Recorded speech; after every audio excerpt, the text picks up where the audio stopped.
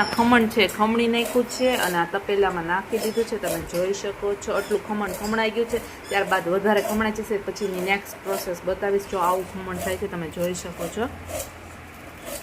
ખમણાઈ ગયું છે. ત્યારબાદ આ આખું મીઠું અને હળદર એડ કરી છે. ત્યારબાદ હવે આને આપણે મિક્સ કરી દેવાનું ને, મિક્સ કરી અને કેટલો ટાઈમ, કલાક સુધી પલાળવા દેવાનું. પછી શું કરવાનું? પછી ખાંડ નાખવાનું. તો આપણો સુંદર રેડી થઈ જશે.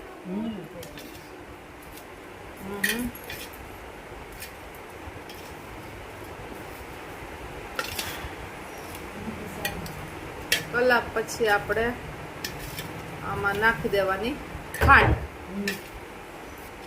પલાળવાની જરૂર, કેરીને કર્યું એવી રીતના 10 વાગે નાખશું આપણે. 10 વાગે ખાંડ નાખી દેવાની. કલાક પલાળવા દેવાય મીઠા હળદરના પાણીમાં.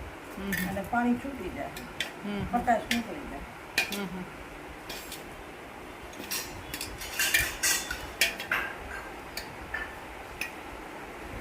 તું છુંદો બનાવી રહી છે, બરાબર?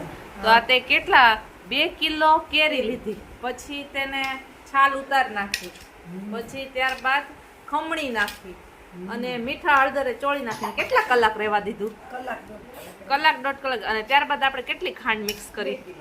2 કિલો જેટલી ખાંડ. એટલે 1 કિલા સામે 1 કિલો ખાંડ અને 2 કિલા સામે 2 કિલો ખાંડ આપણે મિક્સ કરી દેવાની. ફ્રેન્ડ્સ, જો મિતાંશ આવી ગયો છે. હું પણ કરું. નાની ના પાડે છે, નહીં ભાઈ હું કરી નાખું, પછી તું મને હેલ્પ કરાવવા આવજે.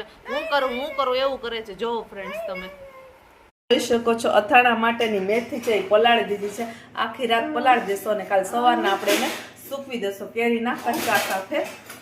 કેરી કાલે આપણે અથાણાની કેરી બનાવવાની છે. તો કાલે આપણે બપોરના છે એ મીઠા હળદરથી ચોળી નાખ્યો, એટલે આપણે કેટલા દિવસ રાખી?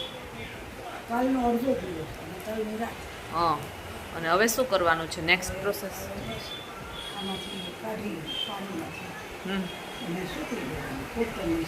અને આ પાણીનું આપણે શું કરશું? મીઠા હળદર ગરમર ગુંદા નખાશે.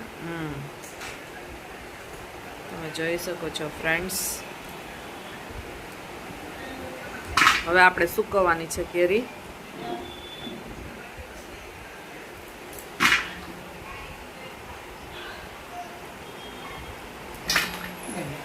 જો સરસ મજાની કેરી છે.